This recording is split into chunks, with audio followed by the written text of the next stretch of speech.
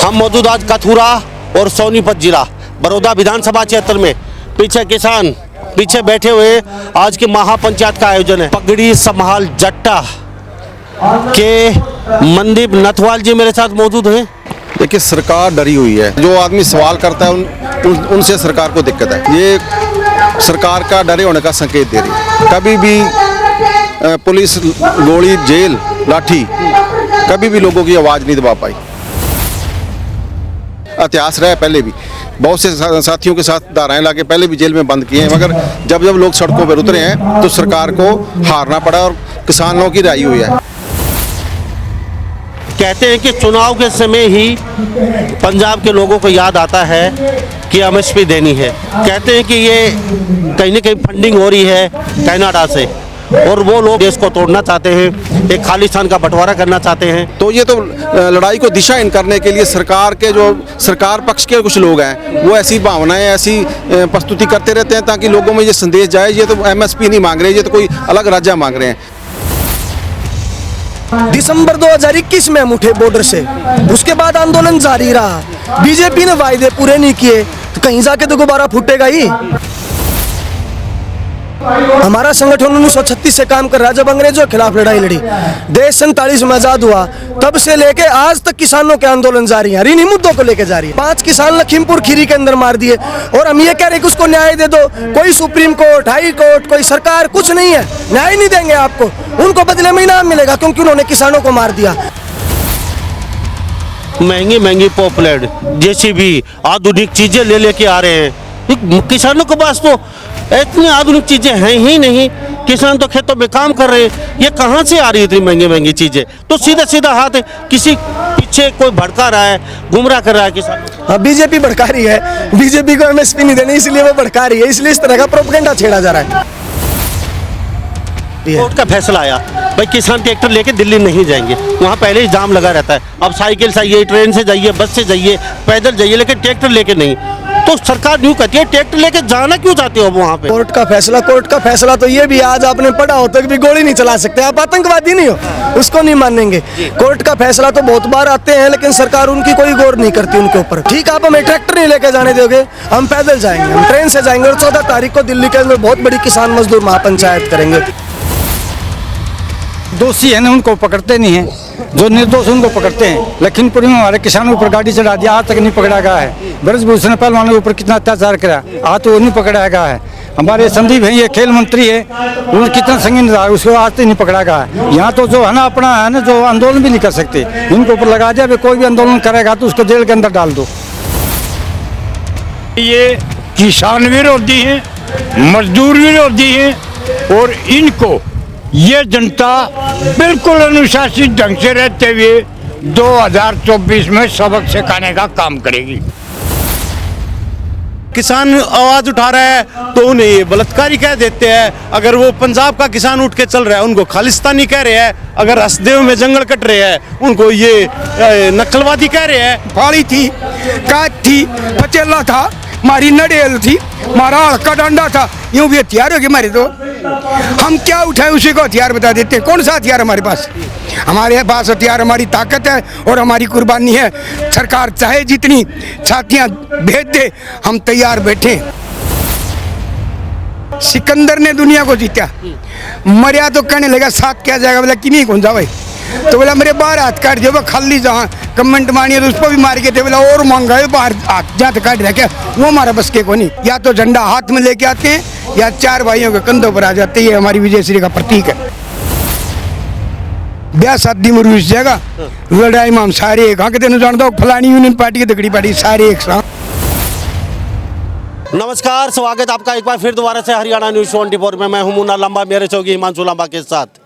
हम मौजूद आज कथुरा और सोनीपत जिला बड़ौदा विधानसभा क्षेत्र में पीछे किसान पीछे बैठे हुए आज की महापंचायत का आयोजन है।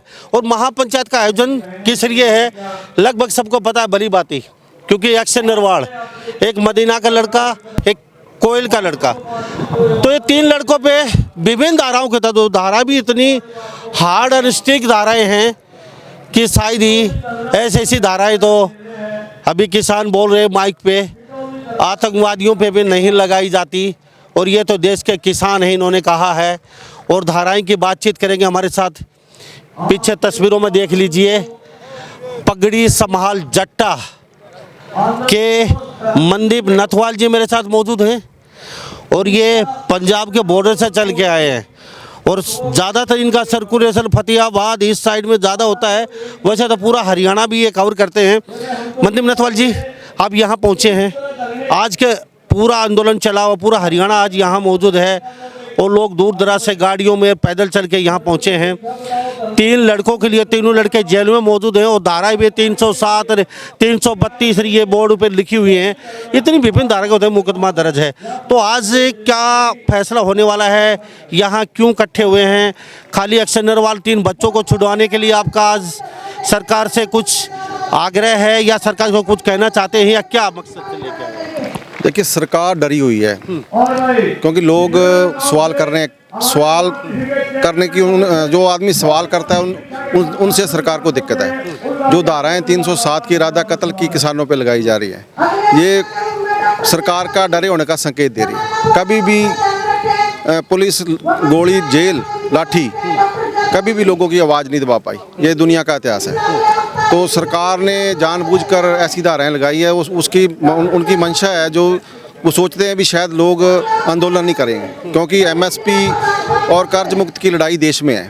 क्योंकि 13 महीने हमने जो दिल्ली के अंदर आंदोलन लड़ा, उसमें सरकार ने हमारे से वायदा किया था भी एमएसपी पर हम कमेटी बनाएंगे, इस पर हम काम करेंगे। मगर मोदी सरकार एमएसपी पर काम करने की बजाय देश के संसाधन कारपोरेट को सौंप रही है और कारपोरेट के लाखों करोड़ों रुपया कर्ज माफ़ किया जा रहा है और किसान देश का आत्महत्या कर रहा है। जो पैदा कर रहा है, जो मेहनत कर रहा है, उसे उसका मूल्य नहीं मिल रहा। ये देश में ऐसी लड़ाई है। ये तो अभी छुड़वा ली जाएंगे, ये छोटी बात है। मान लीजिए कभी सरकार इस भरम में हो कि ये किसान छूटेंगे नहीं, ये किसान इसी सरकार को छोड़ने पड़ेंगे क्योंकि इतिहास रहा है। पहले भी बहुत से साथियों के साथ धाराएं ला के पहले भी जेल में बंद किए हैं, मगर जब लोग सड़कों पर उतरे हैं तो सरकार को हारना पड़ा और किसानों की रिहाई हुई है। तो इन साथियों की भी रिहाई होगी और ये तो वो टेस्ट करके देख रहे हैं भी शायद ये लोग बोलेंगे नहीं बोलेंगे। अभी लोकसभा के चुनाव आ रहे हैं, मोदी साहब कह रहे हैं हम तीसरी बार रिपीट करने जा रहे हैं, मगर जब उसने एक वायदा किया था कि 2022 में हम किसानों की आय दुगनी कर देंगे, किसानों की आय तो दुगनी नहीं हुई मगर जो लागत मूल्य है वो दुगना हो गया। जिसमें जो यूरिया का गट्टा, खाद का गट्टा था वो 50 किलो का वो 40 किलो का कर दिया, मगर उसके दाम नहीं कम किए गए। DAP के भाव बढ़ा दिए गए, कीटनाशकों के भाव बढ़ा दिए गए, मगर जो फसलें हैं, फसल पर MSP की जब बात आती है तो सरकार टाल मटोड़ा करती है। सरकार तरह तरह के बहाने लगाती है। अभी जो आंदोलन हो रहा है उसे खालिस्तानी के नाम से प्रमोट किया जा रहा है क्योंकि पंजाब के लोग पहले भी लड़े थे। पंजाब और बंगाल का जो आज़ादी के आंदोलन में इतिहास रहा है, तो पंजाब के लोग तो अंग्रेज़ों के खिलाफ भी लड़े थे, मगर उन्हें अलगाववादी पेश करके मतलब सरकार जानबूझ के आंदोलन को दिशाहीन करना चाहती है। ठीक है, मनदीप नथवाल जी, पगड़ी संभाल जट्टा के बड़े संयोजक हैं आप। आज कथुरा के सोनीपत और बड़ौदा विधानसभा कथुरा के खेल ग्राउंड में मौजूद हैं। पीछे किसान हिमांशु लांबा दिखा दीजिए। आज यहाँ लोग इकट्ठे हुए हैं। ये तो बाबा आपसे जानेंगे क्या फैसला होने वाला है और क्या कदम उठाने वाले हो और छोड़ने के लिए सरकार को क्या कहेंगे। सबसे पहले एक बात जानना चाहूँगा, बात चली है तो देखो विपक्ष और पक्ष में बात चलती रहती है।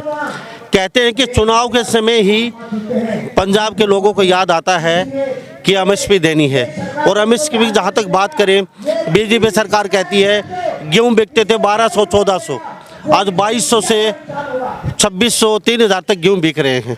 बाजरा बिकता था 600 रुपये, आज 2200 2000 रुपये बाजरा बिक रहा है। कपास बिकती थी 3300 2500, आज 13,000 रुपये कुंटल कपास चली गई है। चने का भाव 2000 था, आज 15,000 8,000 9,000 चने का भाव है।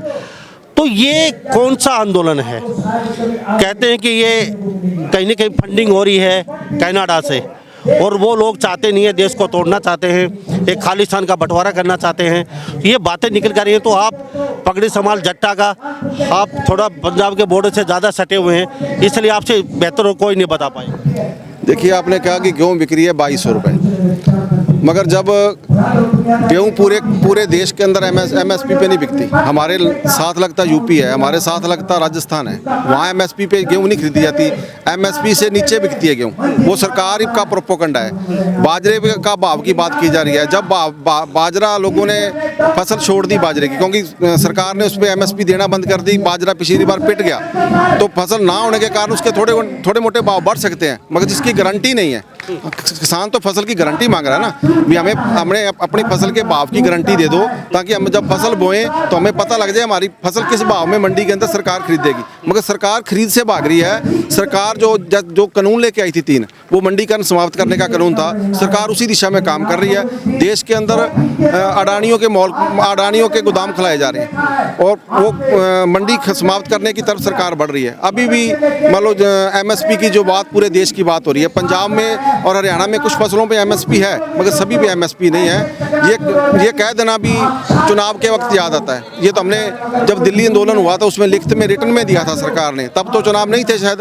तो ये चुनाव वाला तो जो बहाना जो ये कह रहे हैं भी ये देश को बांटना चाहते हैं, मोदी साहब बांटना चाहते हैं देश को धर्म के आधार पर। वो हिंदू राज की बात करते हैं, क्योंकि उन्हें ये पता भी हिंदू बहुगिनती में, मगर ना तो शिक्षा की बात करते हैं, ना रोजगार की बात करते हैं, ना खेती की बात करते हैं। वो एक धर्म की बात करते हैं। जैसे हम खालिस्तानी भी जो कट्टर समर्थक हैं, उनका भी मिशन कोई देश के हित में नहीं है। जो भी देश को बांटेगा, चाहे वो खालिस्तानी है, चाहे वो कोई हिंदू राज बनाने की बात करता है, वो देश के हित में नहीं है। हमारी ये समझदारी है। आपके आंदोलन में जैसे सोशल मीडिया पे वायरल हो रही है कई चीज़ें, तो आपसे जान लेते, कई बार तो भिंडरावाला की फोटो, कई बार एक नारेबाजी करती देखी है किसानों की, भाई खालिस्तान बन के रहेगा। ऐसी असामाजिक जो तत्व, जो असामाजिक चीज़ें हैं जो नहीं होनी चाहिए, वो भी आंदोलन में, तो वो क्या चल रहा है, थोड़ा सा ये भी जानते हैं। देखिए, देश में अलग अलग धर्म के लोग रहते हैं। कोई हिंदू धर्म से संबंध रखता है, कोई सिख धर्म से संबंध रखता है, मगर जो लोग देश को बांटना चाहते हैं वो लगातार ऐसी प्रयास करते रहते हैं, मतलब ऐसा प्रयास करते रहते हैं। मगर जो असली मुद्दा है वो एमएसपी का मुद्दा है और कर्ज माफ़ी का मुद्दा, किसान और मजदूर की लड़ाई है। तो ये तो लड़ाई को दिशाहीन करने के लिए सरकार पक्ष के कुछ लोग हैं, वो ऐसी भावनाएं, ऐसी प्रस्तुति करते रहते हैं ताकि लोगों में ये संदेश जाए ये तो एमएसपी नहीं मांग रहे, ये तो कोई अलग राज्य मांग रहे हैं। तो मान लो ये सरकार की साजिश का हिस्सा ही है। नहीं, ये प्रचार भी बीजेपी को सूट कर रहेगा ना। आप खालिस्तान कह के जो फायदा किसको पहुंचाएगा, किसानों को या सरकार को? सरकार को फायदा पहुंचेगा। दूसरी बात, आप लागत की एमएसपी की कह रहे थे ना, आपने ये तो बता दिया 2014 में जो रेट था और आज जो रेट है उसका अंतर बता दिया। लेकिन 2014 में पेट्रोल का क्या रेट था, खाद बीज का क्या रेट था, दवाई का क्या रेट था? क्या लागत वही है? जब लागत बढ़ी है तो एमएसपी भी निश्चित तौर बढ़ेगा। लेकिन ये बीजेपी जो कह रही है कि स्वामीनाथन जी बहुत बड़े कृषि वैज्ञानिक रहे, उनको भारत रत्न दे दिया, उनकी बेटी स्वयं ये कह रही है कि किसानों को एमएसपी दे दो, यही सच्ची श्रद्धांजलि जो है डॉक्टर साहब को होगी। लेकिन बीजेपी का कोई लेना देना नहीं इन सवालों से, बीजेपी केवल टकराव चाहती है। आपकी बात सही है, मान लेते हैं, लेकिन बात यह भी निकल के आती है, जब कांग्रेस की सरकार थी 70 साल तक, शरद पवार अपने बिचौलियों को ये लोग कहते हैं मंडियों में छोड़ देते थे, ना किसानों की सुनने वाले था, ना किसानों को पानी पियाने वाला था, ना किसानों को अनाज खरीदने वाले था। गांव-गांव में मंडियों में अपने बिचौलिए छोड़ दिए थे, किसानों को कुछ सुध नहीं लेता था। आज हमने किसानों की कुछ सुननी चाहिए तो इन लोगों के पेट में दर्द हो गया। कुछ चुनिंदा लोग भोले वाले किसानों को भड़का रहे हैं। हमसे अच्छे किसानों के बारे में ना कोई सुन सकता है, ना सुनने वाला है, ना सुनेगा। एमएसपी की गारंटी होगी, लेकिन समय रहते सब कुछ होगा। किसान हमारा देश का महान है, उन्नत है, किसान की सुनी जाएगी और सुनते आ रहे हैं ये लोग, ये भी कहते हैं। नहीं सुनने का प्रोपगेंडा तो आपने देख लिया। शांतिपूर्ण प्रदर्शन है, पीछे से गोलियां चल रही हैं, टीयर गैस छोड़े जा रहे हैं, रास्ते रोके जा रहे हैं। इसमें सुनने का तो कोई सवाल ही नहीं है ना। क्या सरकार को नहीं पता था कि किसान आंदोलन कर रहे हैं? और आप एक चीज मैं आपके माध्यम से कहना चाहता हूँ, दिसंबर 2021 में हम उठे बॉर्डर से, उसके बाद आंदोलन जारी रहा। बीजेपी ने वायदे पूरे नहीं किए तो कहीं जाके तो दोबारा फूटेगा ही, मजबूरी बचाना पड़ा। दूसरी चीज आप जो कह रहे हो ना कि भाई हम ये कर रहे हैं, पहले नहीं होता था, मैं अपनी बता सकता हूँ, मनदीप भी बता देगा। हमारा संगठन 1936 से काम कर रहा है, जब अंग्रेजों के खिलाफ लड़ाई लड़ी। देश 47 में आजाद हुआ, तब से लेके आज तक किसानों के आंदोलन जारी है, इन्हीं मुद्दों को लेकर जारी है। कांग्रेस की सरकार थी जब हमने यहाँ पे जमीन कुर्की का आंदोलन था, उसके खिलाफ बहुत बड़ी लड़ाई लड़ी। चंडीगढ़ में भूपेंद्र उठा के घुटने टिकवाए, उसको आदेश वापिस लेना पड़ा। गोलियां चली, किसान मरे, सब कुछ हुआ। वो तो गोलियां भी चली, किसान भी मरे। 2012-13 के अंदर बोनस का आंदोलन चला, इसको कांग्रेस की सरकार को सुनवाई करनी पड़ी। लेकिन आप तानाशाही मंत्र देखिए, निश्चित तौर पे हम कोई कांग्रेस के समर्थक नहीं है। आज तक हमने एक गोली नहीं चले, किसान नहीं मारा, और वो सैकड़ों किसान गोलियों से भून दिए थे। नहीं, ये मार दिया और क्या है, 5 किसान लखीमपुर खीरी के अंदर मार दिए, और हम ये कह रहे हैं कि उसको न्याय दे दो। कोई सुप्रीम कोर्ट, हाई कोर्ट, कोई सरकार कुछ नहीं है, न्याय नहीं देंगे आपको, उनको बदले में इनाम मिलेगा क्योंकि उन्होंने किसानों को मार दिया। यहाँ पे भी आप देखिए, मुकदमा बनना चाहिए था खट्टर के खिलाफ, विज के खिलाफ, उस डीएसपी, एसपी, एडीजीपी के खिलाफ। मुकदमा किसके खिलाफ बनाया? किसानों के खिलाफ। आप तीसरी चीज देखिए, जब हम बॉर्डर पे बैठे थे, इसी बीजेपी ने कानून बनाया कि डेमोक्रेटिक राइट है सबका, जो प्रदर्शन कर सकता है, लेकिन उस शांतिपूर्ण प्रदर्शन के तहत भी अगर कोई आंदोलन करेगा उसकी संपत्ति वसूली कर लेंगे हम लोग। ये क्या मतलब? आप डेमोक्रेसी को खत्म करना चाहते हैं। सरकार कहती है ये किसान जो हैं महंगी महंगी पॉपुलर जेसीबी आधुनिक चीजें ले लेके आ रहे हैं। किसानों के पास तो इतनी आधुनिक चीजें हैं ही नहीं, किसान तो खेतों में काम कर रहे हैं। ये कहाँ से आ रही है इतनी महंगी महंगी चीजें? सरकार कहती है तो सीधा सीधा हाथ किसी पीछे कोई भड़का रहा है, गुमराह कर रहा है किसानों को। हाँ, बीजेपी भड़का रही है, बीजेपी को एमएसपी नहीं देनी इसलिए वो भड़का रही है, इसलिए इस तरह का प्रोपेगेंडा छेड़ा जा रहा है। किसान के संगठन है गाँव में, कोर्ट का फैसला, हम क्या कह रहे थे बताइए? मैं ये कह रहा था, किसानों के संगठन है, किसानों की जत्थेबंदियां बहुत बड़ी बड़ी, गांव गांव में कमेटियां हैं, उसके तहत ये आंदोलन चलते हैं। देश का 80% किसान तो आज भी 5 एकड़ से कम का ही है, बड़ा किसान भी है। कोर्ट का फैसला आया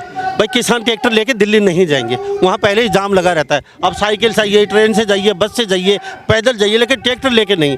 तो सरकार न्यू कहती है ट्रैक्टर लेके जाना क्यों चाहते हो? अब वहाँ पे किस लिए ट्रैक्टर लेके जाना चाहते हो? आप आइए ना, धरना कीजिए, शांति से कीजिए, आराम से आइए, बैठ के आइए, किसी चीज में बैठ के आइए। आप ट्रैक्टर लेके कौन सा? नहीं, ट्रैक्टर लेके तो ये बिना ट्रैक्टर का फैसला भी, हाँ नहीं, कोर्ट का फैसला तो ये भी, आज आपने पढ़ा हो तक भी गोली नहीं चला सकते, आप आतंकवादी नहीं हो, उसको नहीं मानेंगे।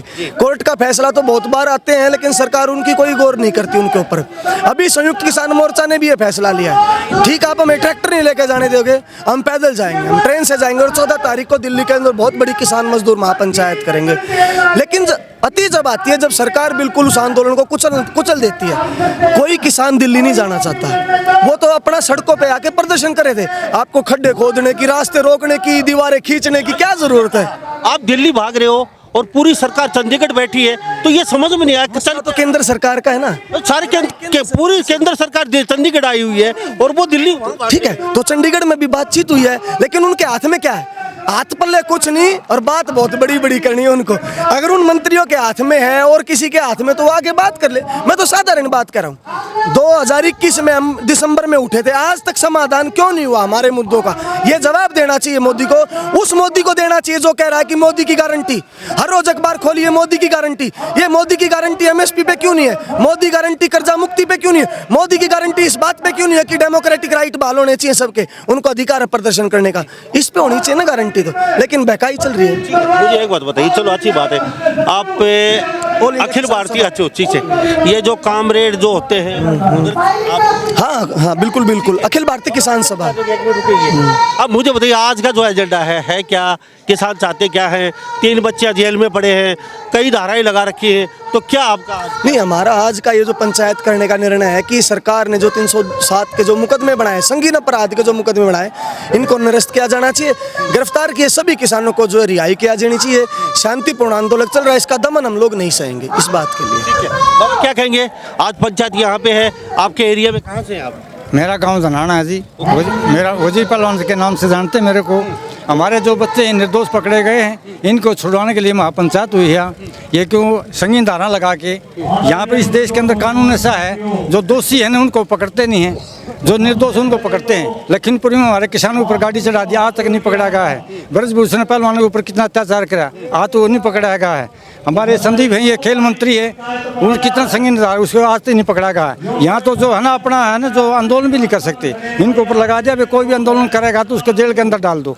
ये अपना है तानाशाही दिखा रहे हैं। तो आज सरकार को क्या कहना चाहेंगे अभी? आज सरकार को हम तो ये अपील करते हैं, हमारे बच्चे जो निर्दोष हैं इनको छोड़ दो, इसलिए हम ये इकट्ठे हुए हैं, अपील कर रहे हैं सरकार से। कदम सरकार नहीं उठाती है सार्थक, तो आगे का क्या? आगे की रणनीति होगी, हम ज़्यादा से ज़्यादा आंदोलन चलाएंगे, बड़ा बड़ा आंदोलन करेंगे, दिल्ली जरूर जाएंगे फिर। जी सर,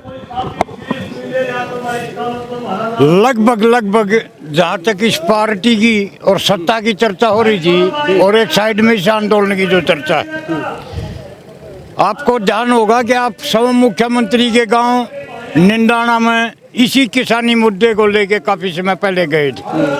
आज तक वो धरना जारी है। कहाँ तक इम्तिहान लेना चाहते हैं किसान का, बहुत ही क्लियर और स्पष्ट बात निकल के आ रही है कि ये किसान विरोधी हैं, मजदूर विरोधी हैं और इनको ये जनता बिल्कुल अनुशासित ढंग से रहते हुए 2024 में सबक सिखाने का काम करेगी। ये समझ चुका है देश। जो ये झूठे और बोगस बच्चों के ऊपर मुकदमे बना के टेरर का माहौल बनाना चाहते हैं, जो डराना चाहते हैं, भगत सिंह ने एक चीज कही थी कि जो सत्ता जुर्म करेगी सत्ता के हथियारों से तो गलियां गूंज उठेंगी इनकलाबी नारों से। किसान एकता जिंदाबाद, मजदूर एकता जिंदाबाद। जी कहाँ से आए? मैं दिल्ली से आया हूँ जी, दिल्ली के किसान हैं हम। तो दिल्ली से काफ़ी दूर से पूछे, क्या कहेंगे? हम कहेंगे जो आप देख रहे हो कि एक बेकसूर एक युवा को जो समाज की और किसानों की आवाज़ उठा रहा है उसको जेल में डाल दिया, और इतनी संगीन धाराओं के तहत, मतलब जिसको पता नहीं है कानूनों का, जो मुल्ज़िम है असली में उनके ऊपर ये कुछ नहीं कर रहे, भोले भाले किसानों के ऊपर ये FIR कर रहे हैं, ड्रोन से उन पे ऊपर गोले दाग रहे हैं। मतलब पता नहीं सरकारें चाह क्या रही है। ये एक षड्यंत्र के तहत लोगों को गुलाम बनाना चाहते हैं या कि एक तानाशाह के रूप में सरकारें लाना चाहते हैं। और जो भी आवाज़ उठा रहा है, अगर किसान आवाज़ उठा रहा है तो उन्हें ये बलात्कारी कह देते हैं। अगर वो पंजाब का किसान उठ के चल रहा है उनको खालिस्तानी कह रहे हैं। अगर हसदेव में जंगल कट रहे हैं उनको ये नक्सलवादी कह रहे हैं। मतलब इंसान करे तो क्या करे। प्रधान जी थैंक यू बातचीत के लिए। सर मुझे ये बताइए, आज एजेंडा 3 बच्चों का है? नहीं जी हाँ, 3 बच्चों का नहीं, आज के युवा पीढ़ी का, हमारा आज़ादी की हुंकार का, हमारा जो 1601 में अंग्रेजों ने किया था ना, उन कानूनों का विरोध के लिए ये 3 बच्चे क्या, हम 3 लाख कुर्बान कर सकते हैं देश के लिए। हम तो वो किसान है, ये किसी एक के लिए नहीं, पूरे देश के लिए। मेरा नाम अजीत बोडी, जाटू खाप 84, धनाना, तालू धनाना। जाटू खाप 84 हैं, तालू धनाना से। अजीत जी काफ़ी दूर से आप भी आए हैं, आज काफ़ी अच्छे खासे में किसान हैं। मंशा सरकार की क्या है? क्या मतलब कहते हैं कि ये जो किसान आए हैं हथियारों से लैस हैं, बड़े बड़े ट्रैक्टर ले रखे हैं, पॉपलैंड ले रखे हैं, JCB ले के आ रहे हैं, जो ऐसी चीज़ें हैं जो फौज के पास होती हैं बचने के लिए, तो ये कहाँ से आ रहा है? किसान के पास ये सामान कभी होता नहीं है। ये कहते हैं किसान तो अपने खेतों में काम कर रहा है। प्रधान जी तो क्या कहेंगे इसको? देखिए, किसान जो है ना, किसान, हम किताबों में पढ़ते थे कि गरीब किसान, उस गरीब किसान ने अपने आप में जब 1969 में अनाज की कमी दिखाई दी और हमारे माननीय प्रधानमंत्री ने उस टाइम एक दिन के व्रत की रचना करी कि देश को मजबूत बनाओ, अन्न भंडारण करो। इस किसान ने मेहनत करके अपना पेट भरने की कोशिश की और देश को आगे निकालने की कोशिश करी। और रही औजारों की बात, हिंदुस्तान ने तो बहुत बाद में ट्रैक्टर बनाए, बाहर से ट्रैक्टर मंगा करके खेती करनी शुरू करी, नहीं तो बैलों के कंधों पर हमने खेती करी। हमारे तो वहाँ उनको भी हथियार बता देंगे, फाड़ी थी, काट थी, पचेला था, हमारी नड़ेल थी, हमारा हड़का डंडा था, यूँ भी हथियार हो गए हमारे। तो हम क्या उठाए उसी को हथियार बता देते हैं। कौन सा हथियार हमारे पास? हमारे पास हथियार हमारी ताकत है और हमारी कुर्बानी है। सरकार चाहे जितनी छातियाँ भेज दे, हम तैयार बैठे। कुछ खापे भी रुख स्पष्ट नहीं है, किसानों का कई संगठन उनका भी रुख साफ नहीं है अब तक। वो बैकडोर पे अभी कुछ कह नहीं रहे, कहे किसानों के साथ जरूर हैं लेकिन अभी स्पष्ट नहीं हो पाया उन लोगों का पहले की तरह। देखिए, वो उनकी अपनी खुद की, मैं मेरे से कहता हूँ, चाहे कोई बुरा मानो चाहे भला मानो, खुद में कमजोरी है ना, कमजोरी है, वो दूसरे में कमेंट करके निकाल देता है। उसका हमारे पास कोई इलाज नहीं है। हम किसान के लिए हैं, किसान के लिए फिर किसान के लिए ही रहेंगे और देश के लिए मरेंगे और मिटेंगे। देश हमारे लिए सर्वोपरि है। और कमेंट वालों की बात आपको बताऊं एक बार, सिकंदर ने दुनिया को जीता, मरिया तो कहने लगा साथ क्या जाएगा, बोला कि नहीं कौन जा भाई, तो बोला मेरे बाहर हाथ काट दिया, खाली जहाँ कमेंट मारिए तो उस पर भी मार के थे, बोला और मांगा है बाहर हाथ जहाँ तक काट रहा क्या, वो हमारा बस के को नहीं, उनकी अपनी कमजोरी है मानसिक। कथुरा के खेल ग्राउंड में है, हम मौजूद हैं। अजीत जी धनाना से मेरे साथ मौजूद है 84 के बता। मुझे एक बात जानना तो अब आज का जो किसान का, आप पूरे हरियाणा से आए हुए हैं, 3 बच्चे अंदर हैं और ये विभिन्न धाराओं के तहत अंदर हैं, आज का क्या एजेंडा होने वाला है और सरकार को क्या कहेंगे? हम सरकार को सिर्फ चेताना चाहते हैं, हाथ जोड़ना सबसे पहले, सबसे बड़ा हथियार हमारे पास ये है, हाथ जोड़ना। हम हाथ जोड़ के सरकार के निवेदन करते हैं कि हमारी आज़ादी का आनंद न करे, अगर आज़ादी का आनंद होगा तो हमारे मरने के बाद सहन करेंगे, इससे पहले हम नहीं करेंगे। मेरी जाटू गाँव 84 के प्रधान ने हमारे को कह करके भेजा है कि हर गाँव से 12 गाँव हमारे 24 आदमी आए हुए, ये कह के भेजा कि 2 ही गाँव हमारे काप के हैं। नियम हमारा या तो झंडा हाथ में लेके आते हैं या 4 भाइयों के कंधों पर आ जाते हैं, ये हमारी विजयश्री का प्रतीक है। जय हिंद, जय किसान, जय भारत, जय भाईचारा। और बता देता हूँ, ये किसान ब्याह शादी में रुस जाएगा, लड़ाई में हम सारे एक, हाँ कहते जानता हूँ फलानी यूनियन पार्टी की दगड़ी पार्टी सारे एक साथ जिंदाबाद है। तो हमारे साथ ये किसान बने होते, मैं थोड़ी धाराएं बता देता हूँ कौन सी धाराएं लगी हुई हैं। थोड़ा सा हिमांशु लांबा दिखा दीजिए हमारे साथ यहाँ पे। अक्षय नरवाल व उनके साथियों पर 307, 302, 353, 147, 148 और इसके साथ साथ 149, 186, 188, 506, 307, 427 जैसी संगीन धाराओं के तहत मुकदमा दर्ज किया हुआ है। और आज ये किसान यहाँ मौजूद हैं और कहते हैं आर्या पार के मूड में हैं। तो इस बारे में आप क्या सोचते हैं? सभी इन बातों के साथ मैं मुन्ना लांबा, मेरे सहयोगी हिमांशु लांबा के साथ हरियाणा न्यूज़ 24। नमस्कार, जय हिंद।